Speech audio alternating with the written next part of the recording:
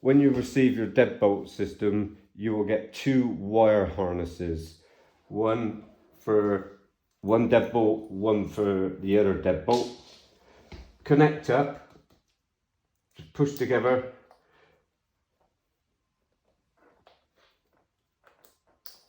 That's one deadbolt connected. And the other connected to the control box.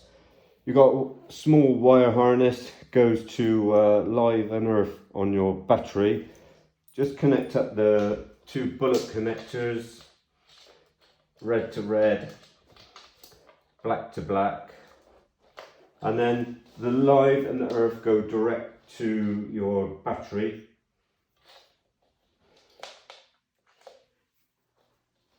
When all connected, press the button on the key fob.